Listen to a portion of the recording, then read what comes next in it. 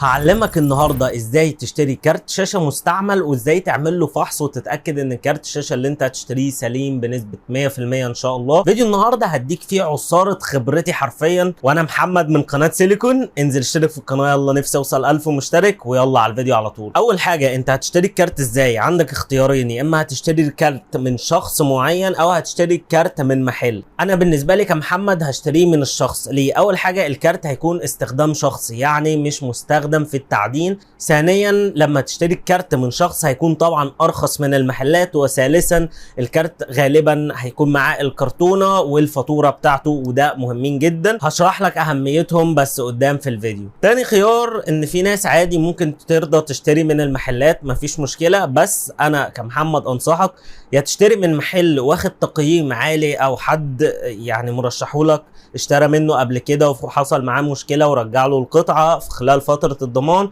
يا اما تشوف بيج مشهوره وتشوف الناس فعلا حقيقيين عاملين ريفيو او مراجعه على البيج دي، وفعلا ان الصفحه دي امينه، مش هيبيع لك الكارت بطريقه حلوه مثلا. واول لما تطلع من المحل وانت لا قدر الله حصل مشكله ومش بسببك، هو الكارت لوحده حرفيا وقف، عشان دي بتحصل، تروح له يقول لك لا انت اللي بوظت الكارت وهكذا. فعشان كده اشتري الكارت من مكان مضمون، حد جربه انت تعرفه او في جروب بتثق فيه. طيب خلاص، انت لقيت الكارت المعين اللي انت حبيته وهتشتريه، وقع عليك نظره وخلاص حصل ما بينكم كيمياء، هتعمل ايه بقى عشان تتاكد ان الكارت ده سليم وما يحصلش معاك مشكله او الكارت يبوظ بعد فتره معينه؟ عندك طريقتين من الاختبار. اول طريقه اللي هي هتكون طريقه نظريه او فيزيائيه، اللي انت هتشوف الكارت بعينك وهتمسكه بايدك. طيب هتعمل ايه؟ هسيبك مع الفيديو ده، هشرح لك بالتفصيل الممل ازاي تعمل اختبار للكارت وانت ماسكه في ايدك. طبعا ده اول حاجه هنعملها، وان احنا نختبر الكارت فيزيكالي، يعني هنمسكه في ايدينا كده، هنبص شايفين العلامات المشرشره دي حاجه اسمها الهيت سينك، تمام؟ ده اللي بيشتت الحراره من على الجي بي يو نفسه لغايه لما تطلع على المراوح زي ما انتم ما شايفين، تمام؟ تاني حاجة هنبص عليها وهي اللي شايفينه نحاسي ده اسمه هيت بايب. الأنابيب الحرارية برضو نفس الكلام، بتساعد في نقل الحرارة. دول هنبص عليهم كده زي ما انتم شايفين، وهندقق النظر فيهم. طبعا لو فيهم حاجة متنية أو حاجة مكسورة أو مصدية، لأن ممكن تلاقي فيهم صدى، برضو هتبص عليهم من هنا. دي الهيت بايبس هتلاقيها طالعه من هنا زي ما انت ما شايف. طبعا هنا عشان الكارت الحمد لله حالته كويسه وانا محافظ عليه، فهو مش باين فيه اي حاجه. برضو ممكن تبص عليهم من الناحيه دي من قدام، ممكن تلاحظ حاجات وممكن ما تلاحظش. بص عليهم من الناحيه التانية برضو زي ما انت شايف.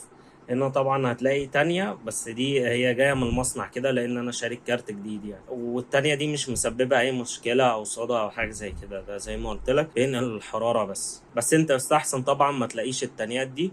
غير كده كل الانابيب وكل حاجة تمام، ما فيهاش اي صدى او اي حاجة. طيب تاني حاجة هتبص عليها في الكارت هو ظهر الكارت، تمام؟ ظهر الكارت ده اهم حاجة في الكارت انك تبص عليه. ليه؟ لان زي ما انت ما شايف المسامير دي هي اللي تقدر توصلك لقلب الكارت او شريحة الكارت نفسها اللي انا بشاور لك عليها دي دلوقتي، تمام؟ ودي طبعا اللي جواها القطع، كل اللي بره ده طبعا بلاستيك ومراوح وشكليات ملهاش اي لازمه. اهم حاجه الشريحه اللي انا بشاور لك عليها دلوقتي دي، او من هنا زي ما انت شايفها ظاهره من هنا، تمام؟ فمعناها ان لو المسامير دي اتفكت، معناها ان في حد لعب في الكارت ده قبل كده، او فتح وعدل في حاجه او عمل صيانه او غير حتى معجون حراري. فانت هتاكد منين الكارت ده ما اتفتحش او اتلعب فيه قبل كده؟ انك هتبص على المسامير الاربعه دول. هتلاقي في بعض النسخ في مسمارين او 3 او 4 عليهم ستيكر، او مسمار زي حالتي انا كده. زي ما انت شايف لو جيت قربت لك كده هتلاقي جيجا بايت كواليفايد. طيب هقول لك ان ممكن الاستيكرات دي او اللزقه دي تتضرب بسهوله. هتعرف منين؟ اول حاجه هتبحث على اليوتيوب عادي، اكتب نفس اسم الكارت بتاعك بالظبط قبل ما تشتريه، طبعا مش بعد ما تشتريه. ماشي يا سيليكون؟ قبل ما تشتري الكارت. مثلا انت نويت على كارت زي ده من جيجا بايت او سي، هتكتب اسم الكارت جيجا بايت او سي، كتبت على اليوتيوب، وبعدين اكتب اخر الجمله انبوكسنج. هتلاقي فيديوهات كتيره جدا بتعمل انبوكسنج وبتوريك شكل الكارت بالتفصيل. فانت اللزقه بالظبط اللي هتلاقيها زي ما انا ما شفت كده على النت ان هي جيجا بايت كواليفايد. ممكن لو شركه تانية مش هتلاقي نفس الكلام ده، فهتتاكد ان اللزقه اسمها كده وموجوده على كام مسمار وهكذا، وكده انت ضمنت الكارت ده ما اتفتحش واتلعب فيه قبل كده. طيب هقول لك حاله في الكارت ممكن يتفتح وانت عادي تشتريه، في حاله انه غير المعجون الحراري بس، لانه طبعا كده انت هتلاقي ان درجه حراره الكارت عاليه جدا، فهو لازم طبيعي يفتح الكارت ويغير المعجون الحراري. هنا ما عندكش اي مشكله، بشرط واحد ان يكون عدى على الكارت سنتين على الاقل. يعني مش بعد سنه يقول لك انا غيرت معجون حراري، لا، طبيعي جدا سنه المعجون الحراري يفضل قاعد. اول مره او القطعه دي اول مره لما بتيجي الشركه بتصنعها بتحط لك معجون حراري طويل الامد، فالمفروض يقعد على الاقل من سنتين لثلاثه عشان تغير له معجون. فهو بعد اول سنه قال لك انا غيرت معجون، ما تشتريش الكارت ده تماما، واكيد اتعمل فيه صيانه.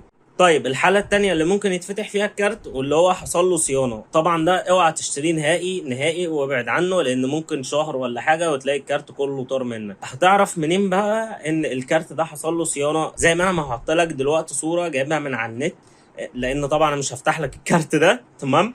فالصورة دي بتبين ان مثلا في لحام حصل في قطعة معينة. طبعا اللحام او تعديل وتوصيل المسارات مره تانية، ان مثلا لو في لا قدر الله مسار اتقطع فانت عادي ممكن تلحمه ويتظبط تاني. طبعا ما انصحش اي حد، لان شغل المكن غير شغل البشر، بيكون ادق وبالنانوميتر كمان، تمام؟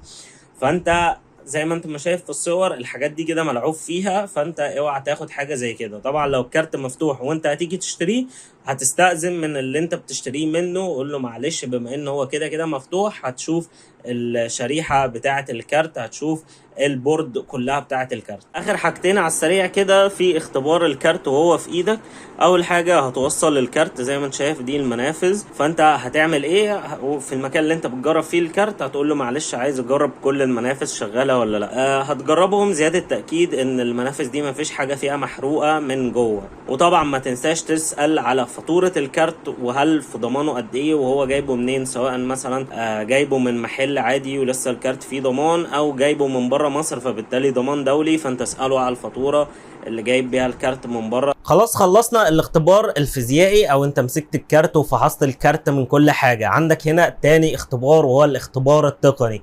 الاختبار التقني ده فكرته يعني بسرعه جدا كده، انت هتختبر الكارت على اقصى طاقه ليه لفتره زمنيه، عشان تختبر هل الكارت هيصمد معاك ولا الكارت هيعمل كراش ويقف عن التشغيل، وبالتالي كده في مشكله. طيب هنا احنا خلاص اختبرنا الكارت، مسكناه وشفنا كل حته فيه زي ما انا ما قلت لك. هنختبر الكارت تقنيا ازاي بقى؟ هنفتح الجهاز ونركب الكارت عادي، وبعد ما نركب الكارت انت طبعا لازم تكون عارف المعلومات دي قبل ما تروح تشتري الكارت، تمام؟ يعني انت مثلا اتصلت بالتاجر او بالشخص المعين وقلت له بص انا هشتري الكارت منك، تمام؟ قبل ما تروح تشتريه منه هتعمل الحاجات دي عندك في البيت. مثلا واقع الاختيار على كارت RX 6800 XT مثلا نسخة جيمنج او سي، جيمنج او سي، هتكتب اسمه كامل، تمام؟ طالع لك هنا هتختار اول حاجه خالص اللي طالعه من الشركه الرسميه نفسها اللي هي جيجا بايت زي ما انت شايف. طيب انت اهم حاجه عندك ايه؟ هتضغط على قائمه سبيسيفيكيشنز دي او المواصفات. طيب انت دخلت على قائمه المواصفات زي ما انت ما شايف كده، هتلاقي هنا مواصفات الكارت كامله، دي لازم تكون عارفها واخدها سكرين شوت قبل ما تروح تعمل تيست وهكذا.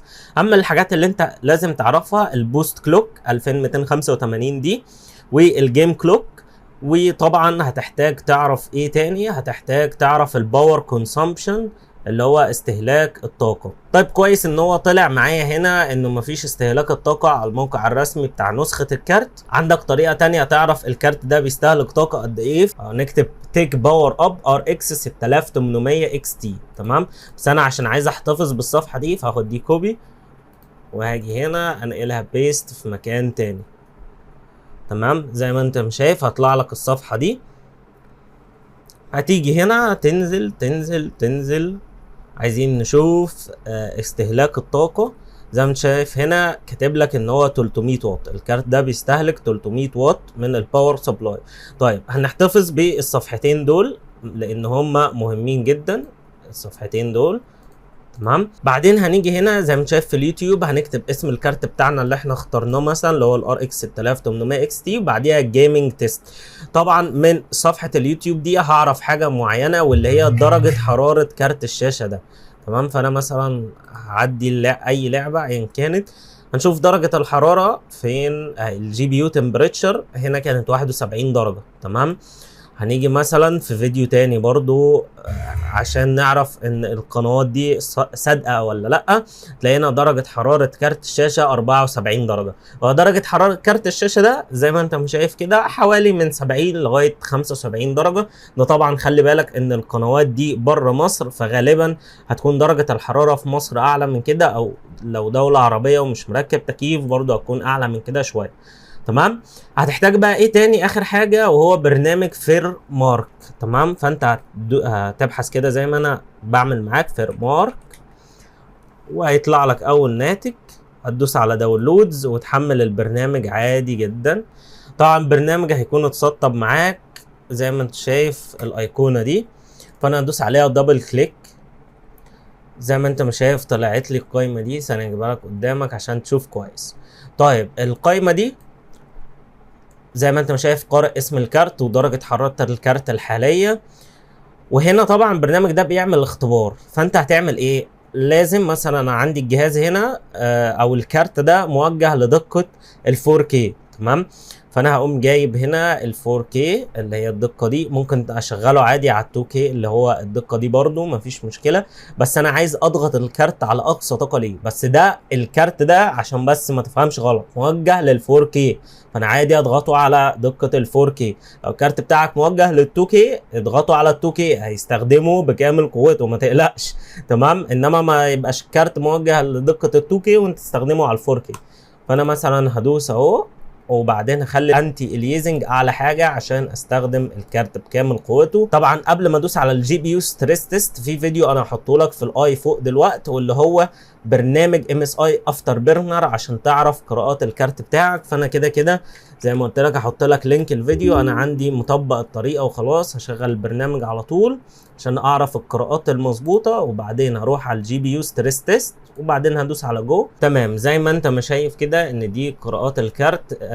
دي الجي بي يو تمبريتشر درجه حراره كارت الشاشه.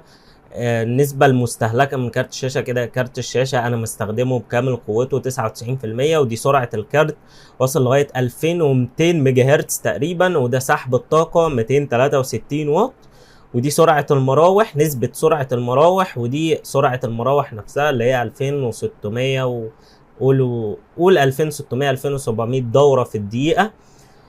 بس مش مهم بقى بالنسبه لنا الحاجات التانية. اهم حاجه زي ما انا ما قلت لك في الفيديو اللي انا شارحه لك ان هي دي ارقام الكارت. تمام. طيب هتعمل ايه بقى عشان تتاكد ان الكارت ده سليم؟ هتسيب التيست شغال ربع ساعه.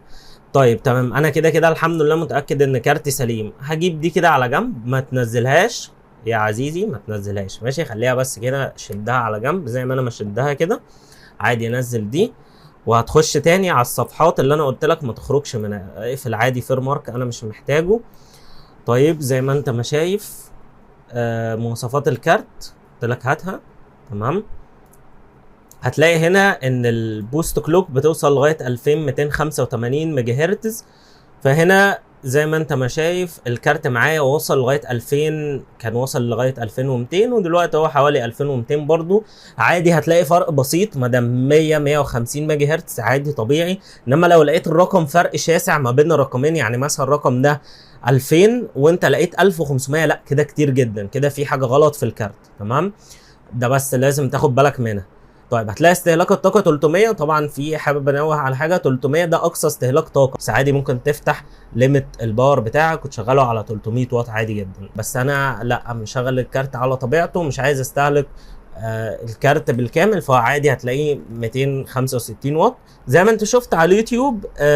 زي ما جبنا اهو، زي ما جبنا ان درجه حراره الكارت 74 طبيعي. تمام. انا عندي هنا برضو عشان انا متاكد ان انا مظبط بروفايل المراوح، برضو عامل فيديو ازاي تقلل درجه حراره كارت الشاشه بتاعك بانك تتحكم في المراوح بتاعته. روح اتفرج عليه عشان تظبط درجه حراره كارت الشاشه بتاعك.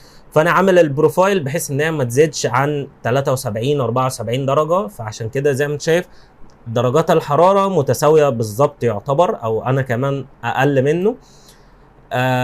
طيب كده انت اتأكدت من سحب الطاقة، وتأكدت من تردد او سرعة الكارت، وتأكدت من درجة الحرارة.